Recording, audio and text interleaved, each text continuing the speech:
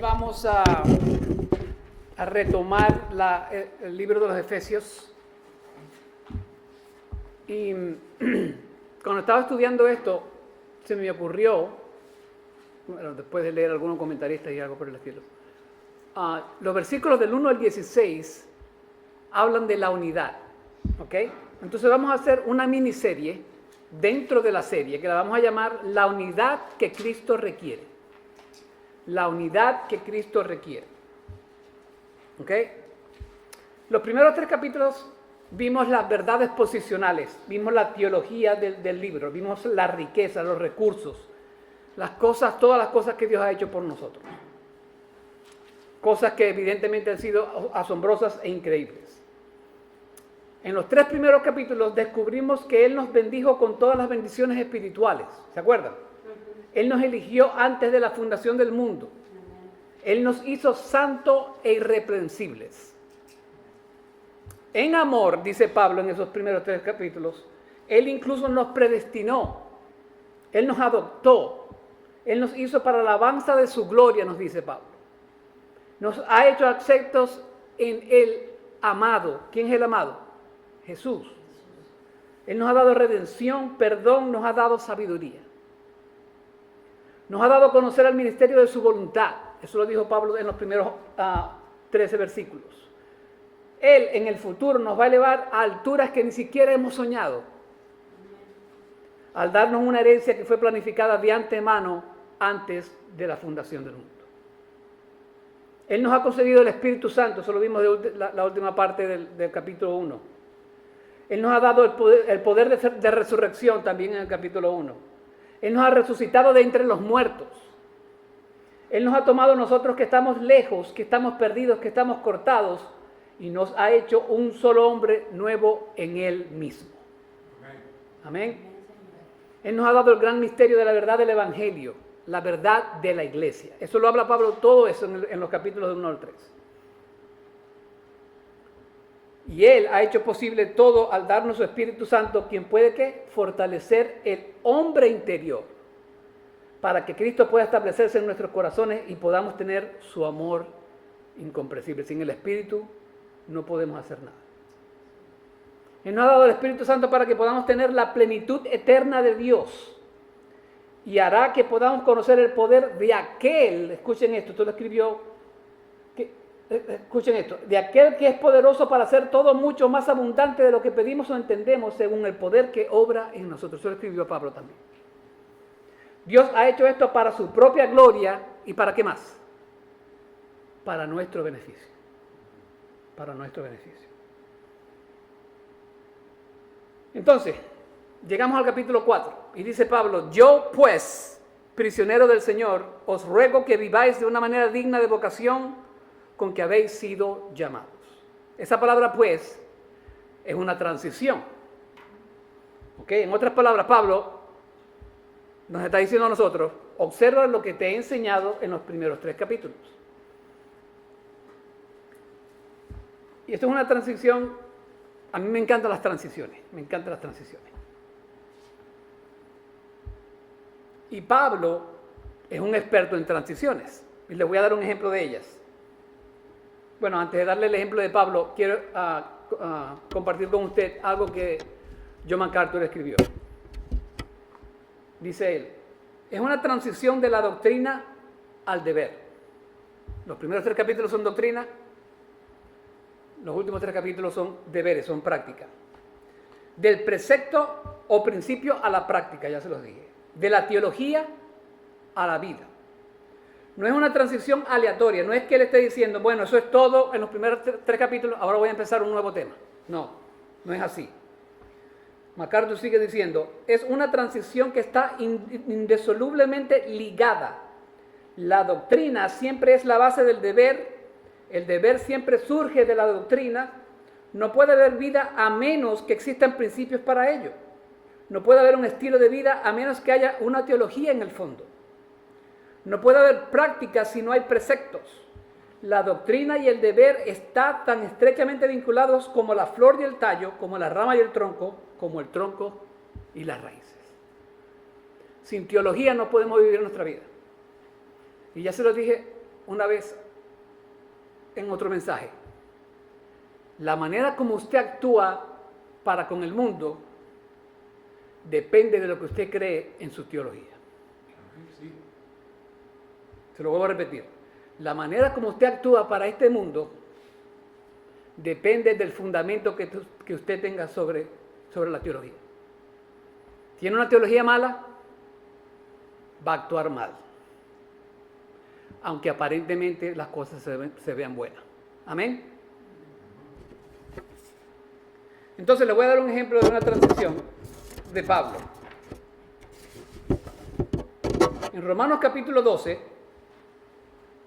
si nos vamos al capítulo, Romanos capítulo 12, versículo 1, yo lo escribí aquí. Dice, os ruego hermanos, ahí está la transición. Hermanos, por la misericordia de Dios, que presentéis vuestros cuerpos en sacrificio vivo, santo, agradable, que es vuestro servicio espiritual o servicio razonable. Ahora, ¿qué pasó en los primeros 11 capítulos de Romanos? Que por cierto, el pastor Nale empezó a predicar sobre el libro de los Romanos. Pura teología de la pura, el evangelio puro. Después Pablo, de haber conversado y explicado sobre esa teología tan densa, él dice, os ruego pues, hermanos, ya que ustedes entienden toda esta teología que está aquí, vamos a ponerla con la misericordia de Dios, vamos a presentar nuestros cuerpos en sacrificio vivo, santo, agradable a Dios, que es vuestro servicio espiritual o servicio razonable.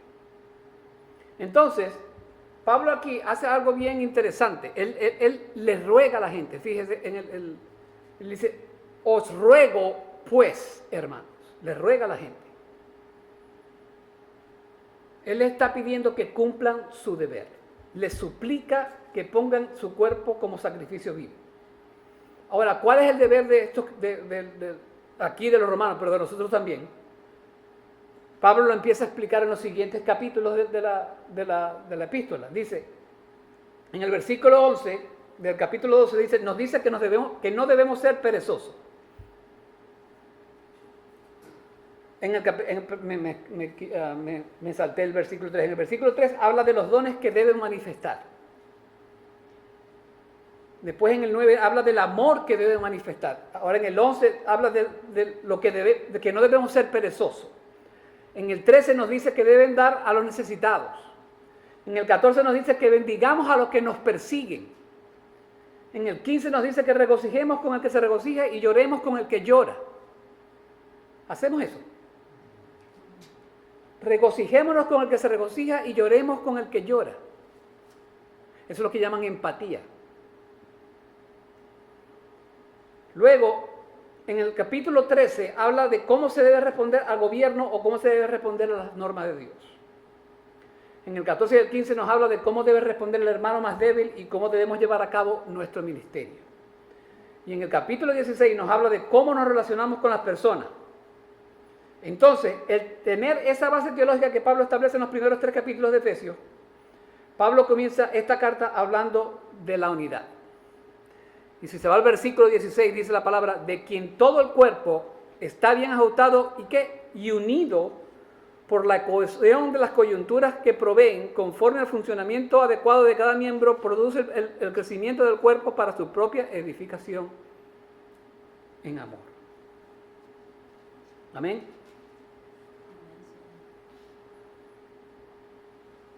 Entonces, hoy vamos a empezar con una miniserie dentro de la serie en él, que se llama La unidad que Cristo requiere. Y esa unidad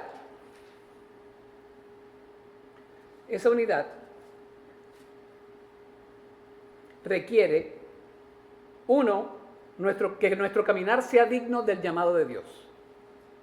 Eso lo dice Pablo allí. Yo pues, prisionero del Señor, os ruego que viváis de una manera digna de la vocación con que habéis sido llamados. Eso lo vamos a ver del 1 al 3. La semana que viene vamos a ver que la unidad que Cristo requiere tiene que tener una teología sólida. Y eso lo vamos a ver de los versículos del 4 al 6. Después vamos a ver de los versículos del 7 al 11 que la unidad que Cristo requiere necesita el entendimiento de nuestros dones. Y por último vamos a ver que la unidad que Cristo requiere necesita nuestro crecimiento. Amén. Eso está en los versículos del 12 al 16. Entonces, hoy empezamos con nuestro caminar. Nuestro caminar. Que ahí Pablo dice que tiene que ser digno. ¿Digno de qué? De la vocación con que habéis sido llamados. ¿Y cuál es esa vocación, hermano? El llamado a ser salvo. Nosotros tenemos que caminar una vida digna de que somos hijos de Dios. Tenemos que caminar digna. Pedro nos habla de ese caminar también. Entonces, esta palabra caminar, usted la va a ver a lo largo de la epístola varias veces. Usted la va a ver en el 4.1 y aquí lo ve en el 4.17. Si lo observamos, dice: esto digo pues y afirmo juntamente con el Señor que ya no andéis, ahí está la palabra, así como andan también los gentiles en la vanidad de su mente. Después en el 17 lo vuelve a nombrar, en el 5.2 dice: y andad en amor, así como también Cristo os amó y se dio a sí mismo por nosotros, ofrenda y sacrificio a Dios como fragante aroma. En el 5.8 dice Pablo: porque antes erais tinieblas, pero ahora sois luz en el Señor. Andad como hijo de luz, o caminad como hijo de luz. Y en el 15 nos dice Pablo: por tanto, tened cuidado cómo andáis, no como insensatos, sino como sabios. Amén.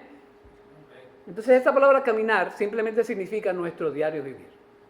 ¿Cómo estamos caminando nuestra vida en vista del hecho de que somos hijos del Altísimo? ¿Cómo estamos viviendo esa vida? Entonces, ¿cómo logramos que ese caminar sea digno de Dios? Bueno, lo primero es que, ahí dice la palabra, debemos ser humildes. El apóstol Pablo sigue escribiendo allí: con toda humildad. Con toda humildad. La palabra humildad significa poner a Cristo en primer lugar, a otros en segundo lugar y a nosotros en último lugar. Eso es ser humilde. Eso es ser humilde.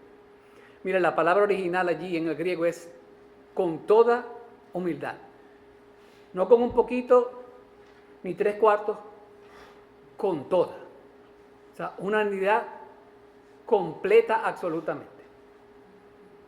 Esa unidad significa que nos conozcamos a sí mismos, nos aceptemos a sí mismos y seamos alguien para la gloria de Dios. Debemos ser humildes, hermano. Dios no te condena cuando tú aceptas tus dones, pero Él quiere que no tengas más alto concepto de ti mismo de lo que debieras tener. Amén. Él no te condena porque tú tengas un don, pero Él sí te condena cuando está diciendo: no, sí, que yo hago esto y yo hago aquello, yo predico bonito y yo canto bonito. Eso lo condena Dios. Pero Dios no te condena por el hecho de tenerlos. Porque Pablo nos está diciendo, y no puse el versículo allí, que no tengamos más alto concepto de nosotros mismos del que debiéramos tener. Miren, en Israel le llamamos a la gente que se cree mucho de sí misma, le decimos grillúos. Los mexicanos, ¿cómo le dicen? Creído. Creído, de usted, ahí está. El cristiano no puede ser creído. No puede. Muchas veces nuestros dones se nos van a la cabeza y en vez de edificar, lo que hacen es desinflar a la gente. ¿Para qué es el don? Eso lo vamos a ver más adelante. Para edificar. Para edificar, no para desinflar a la gente. Pablo nos dice en el versículo 12 que estos dones son para la edificación del cuerpo de Cristo, pero lamentablemente no siempre sucede así. No siempre sucede así. Mire, yo escribí aquí: muchas veces utilizamos nuestros dones para catapultarnos a la fama, creando nuestra propia agenda y olvidándonos del plan original de Dios, que es glorificarlo a Él y edificar a su pueblo. ¿Cuánta gente no ha empezado un ministerio de la música? Y se hacen famosos, y de pronto el foco ya no es Dios, el foco es ellos, que quieren ser famosos. Mire, yo no leo mucho de eso, pero he leído muchas cosas de Marcos Witt, de Jesús Adrián Romero, que dicen que están cantando con mundanos y cuestiones. Y bueno, ese es su problema. Pero ellos no eran así cuando empezaron. Entonces, como que ya el foco ya no es Jesucristo allí. Entonces, no estoy diciendo que no sean cristianos, pero puede ser que la fama esté más alto de su compromiso a Jesús. Podría ser. Y eso está errado. Dios no quiere eso. Dios no quiere eso. Dios quiere que seamos humildes. Dios quiere que seamos humildes. El orgullo es lo opuesto a la humildad, ¿sí o no? ¿Y qué nos dice la Biblia en Santiago 4:6? Que Dios resiste a los soberbios, o a los orgullosos, pero le da gracia ¿a quién? A los humildes. A Dios no le gusta el orgullo, hermano. Él odia tanto el orgullo que cuando Satanás se rebeló contra él, ¿qué pasó? Lo expulsó del cielo. Y Jesús en el Evangelio, ¿qué dijo? Yo vi a Satanás caer del cielo. Ahí está la prueba de que lo pateó del cielo, ¿sí o no? Eso lo vemos en Isaías y en Ezequiel, si quiere aprender un poco más de eso. Alabarse a sí mismo es orgullo y eso va en contra de Dios. ¿Ha conocido usted personas que se alaban a sí mismas? Yo he conocido unas cuantas. De pronto yo caí en ese pecado, no se crea cuando estaba más jovencito. Pero Pablo nos dice en 2 Corintios 10, del 17 al 18, pero el que se gloría en el Señor. Porque no es aprobado el que se alaba a sí mismo, ahí está. Dios no lo puede aprobar si usted se alaba a sí mismo, sino aquel a quien el Señor alaba. Cristo requiere que seamos humildes si vamos a promover la unidad de su cuerpo. Porque mire, hermano, si usted ve un hermano que creído, grillugo, como decimos nosotros, en la iglesia, ¿usted cree que eso va a fomentar la unidad? No. Yo no he visto a alguien que le caiga bien a alguien que sea creído. Bueno, de pronto por política. Mire, y la Biblia nos habla de un sinnúmero de personajes que mostraron humildad. Un montón, no los voy a decir todos, pero puse varios ejemplos aquí. Por ejemplo, el mismo Señor Jesús, en Filipenses 2, del 3 al 7. ¿Qué dice Pablo de él? Nada hagáis por egoísmo o por vanagloria, sino con actitud humilde, cada uno de vosotros considere al otro como más importante que a sí mismo. El mismo Jesús, el Dios del universo está diciendo eso. No buscando cada uno sus propios intereses, sino más bien los intereses de los demás. Haya pues en vosotros esta actitud que hubo también en Cristo Jesús, o sea, el ser humildes, el cual, aunque existía en forma de Dios, no consideró el ser igual a Dios como algo a qué aferrarse, sino que se despojó a sí mismo tomando forma de siervo, haciéndose semejante a los hombres. Y el pasaje sigue, y hasta se murió en una muerte ¿de qué? De cruz. Si el Señor Jesucristo ya está promoviendo la humildad, ¿cómo es que nosotros no promovemos la humildad? Mire, cuando a una persona le dice yo soy humilde, ya usted ya se está dando cuenta que ya esa persona no es humilde nada. Porque usted no promueve su propia humildad. Un hermano me decía por teléfono, mira Juanito, que yo soy demasiado humilde. Pero me lo estaba diciendo en broma. Cuando usted empieza así, ya eso es un indicador de que esa persona no es humilde nada. Es todo lo contrario. Mire, pero Jesús nos da una lección aquí bien buena. ¿Cuál es la lección? Que poner los intereses de los demás por encima de nosotros es parte de la humildad. Poner los intereses de los demás por encima de los de nosotros es parte de ser humilde. Y eso no lo hace usted mecánicamente, eso le sale a usted del alma porque Dios lo ha puesto en su corazón.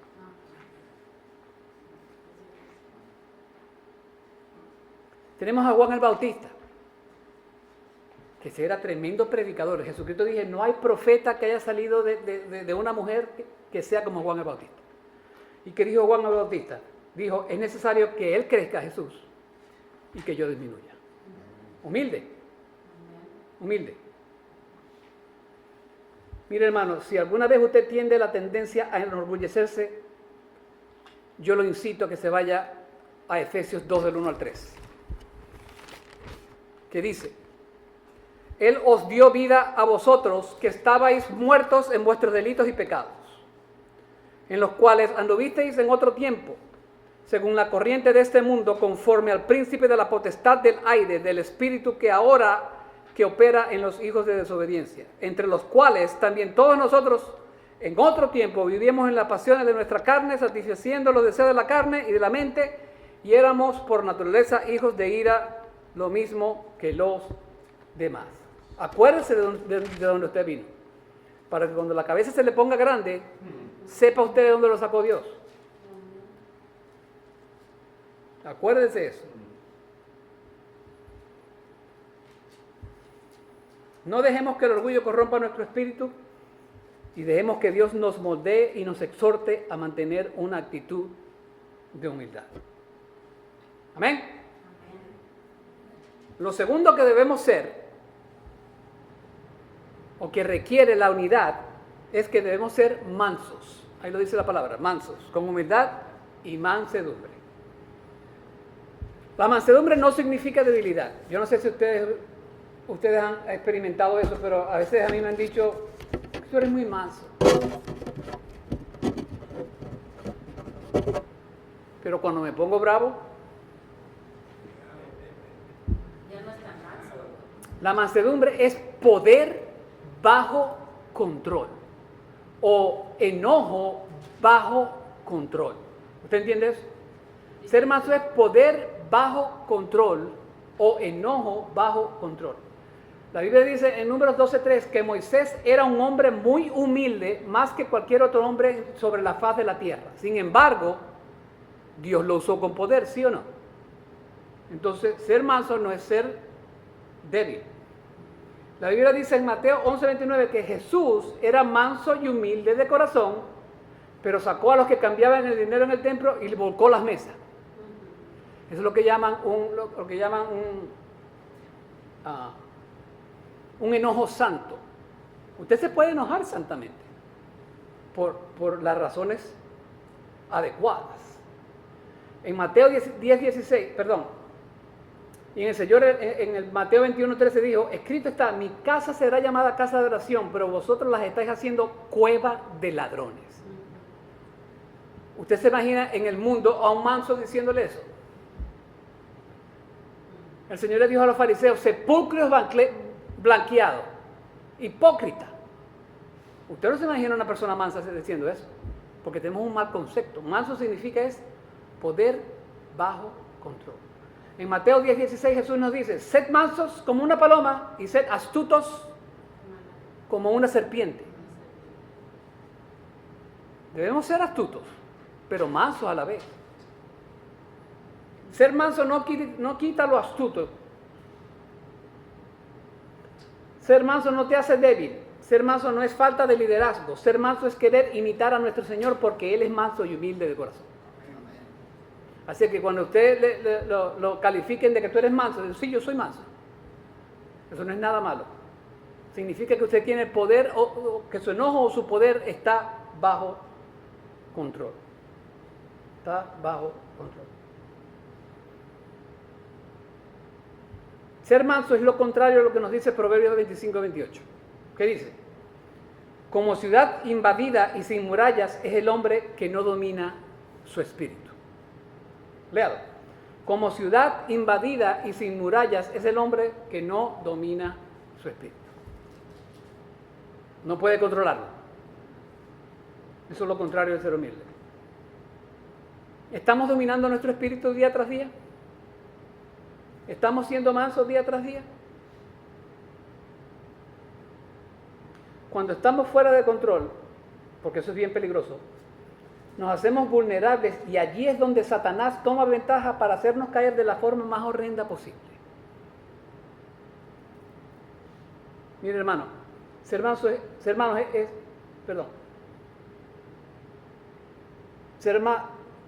es cuando agarramos ese león que tenemos adentro y lo sometemos al poder de Dios. Ese enojo que tenemos adentro y lo sometemos al poder. Por eso es que Pablo nos dice, airaos, pero no pequéis. Usted se puede airar, como Jesús se airó por las cosas. Por ejemplo, cuando la gente ataca a Dios, usted se puede enojar por eso, pero santamente. Santamente. Jesús le tiró a patadas las mesas. Y cualquiera puede decir, no, Jesús estaba pecando, pero eso es imposible porque la Biblia dice que Jesús nunca pecó.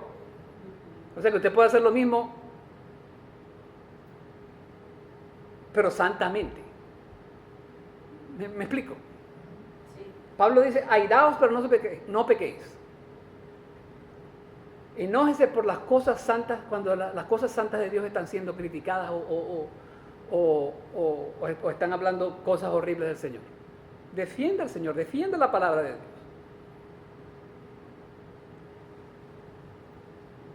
La persona mansa piensa antes de hablar porque sabe que si no procesa lo que quiere decir, hay una posibilidad de que las palabras de su boca salgan fuera de control y lastimen a las personas involucradas.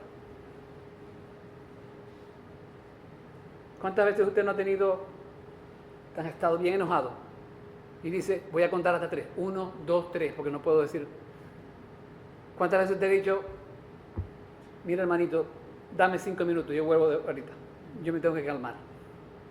Eso es ser una persona mansa. Pero si yo me pongo a gritarle, a decirle malas palabras y a ponerme como el mundo, ¿dónde está la luz de Cristo en mí?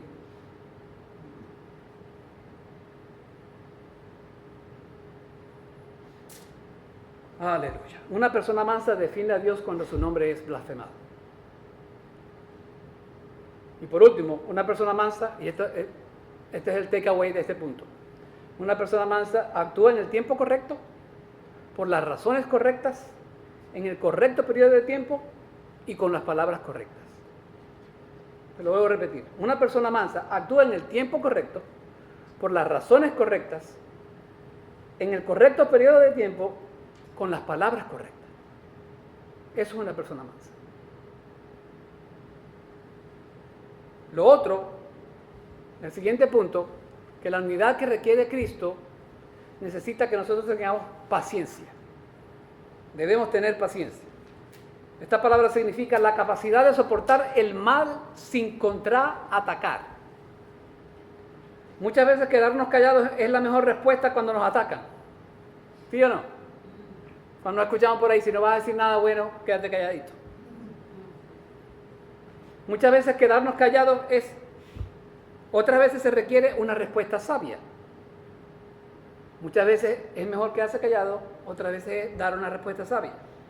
Nunca debemos darle riendas sueltas a nuestra lengua, porque dice Santiago, qué gran bosque se incendia con tan pequeño fuego. Qué gran bosque se incendia con tan pequeño fuego. Y sigue Santiago, y la lengua es un fuego, un mundo de iniquidad. La lengua está puesta en nuestros miembros, la cual contamina todo el cuerpo, es encendida por el infierno e inflama el curso de nuestra vida. Amén. Debemos tener paciencia. A veces por no tener paciencia se han destruido iglesias, matrimonios y hasta amistades, hermano. Debemos pedirle a Dios sabiduría de lo alto para poder responder adecuadamente cuando somos atacados. Le voy a poner un ejemplo, entre comillas. Usted es un cristiano bien maduro en la fe, tiene 30 años en la fe. Y de pronto viene una persona nueva a nuestra iglesia. Y usted viene, tiene un problema con esa persona buena y intercambiaron palabras que no debían ser habladas. ¿Quién tuvo el mayor pecado allí? El maduro. Porque se puso en el mismo nivel del que tiene 2 días en el Evangelio. Entonces tiene que tener paciencia, hermano. Y especialmente en esta generación que le dice, ellos no tienen problema para decir lo que está en su mente. No tienen filtro. No tienen filtro. El mundo necesita que respondamos a la medida de Cristo para que vean que la iglesia se comporta diferente de ellos. Eso es lo que el mundo necesita. Si respondemos como el mundo, ¿cómo esperamos una respuesta positiva hacia la predicación del Evangelio por parte de él? Tenemos que tener paciencia. Cuando esta palabra se menciona en las Escrituras, la podemos ver de 3 diferentes maneras. Primero, la habilidad de soportar situaciones difíciles. ¿Ok? Hebreos 6:15 dice, y así, habiendo esperado con paciencia, obtuvo la promesa. Está hablando de Abraham allí, el escritor de los Hebreos. Segundo, la paciencia es la actitud la que puede soportar cualquier cosa con que la gente pueda ofrecer. O sea, que no solamente son situaciones, sino situaciones con gente, con personas, como los ejemplos que le puse. A veces el problema en la vida no son nuestras circunstancias, sino las personas que nos rodean. Por ejemplo, 1 de Tesalonicenses 5:14 dice, tened paciencia para con todos los hombres. Es un mandato ahí. Tened paciencia para con todos los hombres. Este es el espíritu que se niega a tomar represalias contra la gente. El que dice, no me importa quién me insultó, no me importa quién me calumnió, no me importa quién me criticó, etcétera, etcétera, etcétera. Yo digo lo que me da la gana y te guste o no te guste. Y eso no es lo que Pablo nos está enseñando aquí. Pablo está diciendo, sé manso, sé humilde, sé paciente. Después, la número 4 dice, debemos soportarnos los unos a los otros. ¡Wow! Soportarnos los unos a los otros. Eso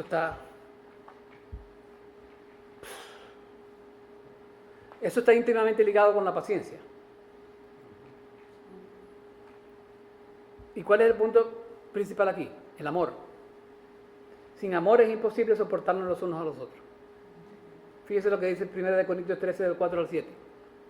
Dice la palabra, el amor es paciente, bondadoso, el amor no tiene envidia, el amor no es jactancioso, no es arrogante, no se porta indecorosamente, no busca lo suyo, no se irrita, no se toma en cuenta el mal recibido, no se regocija en la injusticia, sino que se alegra con la verdad, todo lo sufre, todo lo cree, todo lo espera, todo lo soporta. Todo lo sufre, todo lo cree, todo lo espera, todo lo soporta. Si usted se agarra de esa teología, hermano, que usted todo lo va a sufrir, lo va a creer, lo va a esperar y lo va a soportar, su paciencia va a estar bien sólida. Porque va a estar fundamentada en el amor. Mira, a veces yo veo cosas aquí en la iglesia que le demuestran al mundo que en realidad no nos estamos amando los unos a nosotros. Y el mundo necesita ver eso. Como cuando dice Jesús, si alguien te pega en el lado derecho, que te pegue en el otro. Yo no estoy promoviendo abuso. El detalle está que si vamos como dice Pablo, a dar mal por mal, entonces estamos mal.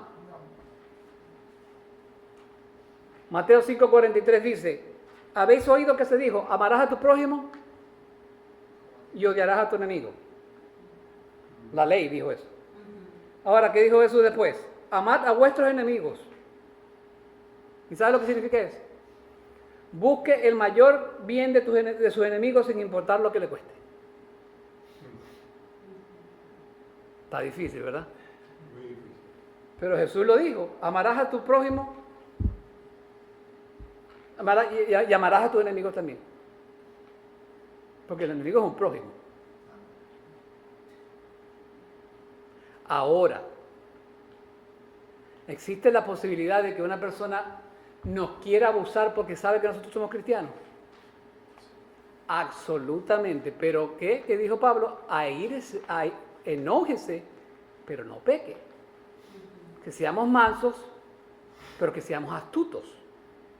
Eso no significa que alguien lo va a aplastar a usted y hacerlo ceviche.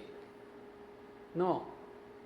Usted se puede dar respeto a usted mismo y hacerse respetar sin necesidad de atacar a la otra persona. Jesús también dice, bendecid a lo que os maldice. Haz el bien a los que te odian, orad por aquellos que os usan con desprecio y os persiguen, dice Jesús. ¿Para qué? Para que seáis hijos de vuestro Padre que está en los cielos.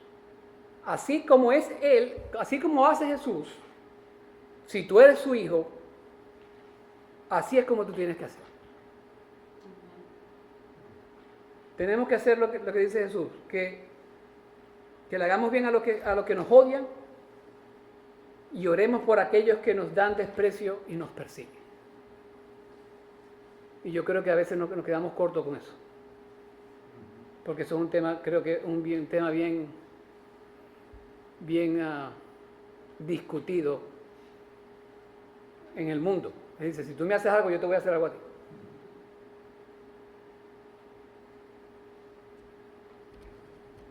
Ese es el estándar, ese es el estándar.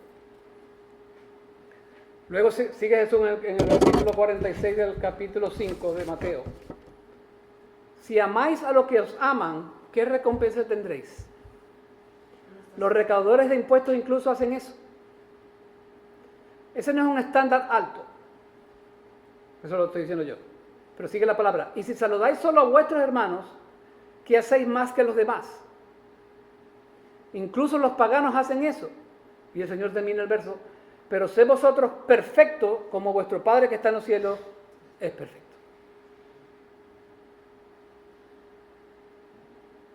¿Y cómo se manifiesta esa perfección, hermano? Amando a sus enemigos. Y eso no significa que seamos perfectos como Jesús, que estamos en un nivel de madurez más alto de lo normal. ¿Y cómo hacemos eso? Amando a nuestros enemigos, amando a los que no son dignos de ser amados, sin importar lo que hagan. Jesús en la cruz te amó a ti. Esteban, apedreado en el suelo, amó a los que los atacaban, porque ¿qué dijo? Señor, perdónalos porque no saben lo que hacen, le dijo Esteban a su asesino. ¿Cómo estás demostrando tu amor a aquellos que no son fáciles de amar?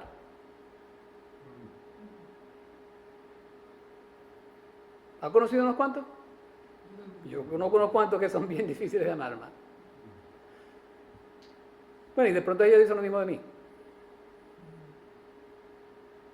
¿Le estamos pidiendo sabiduría a Dios para que nos enseñe cómo amarlos?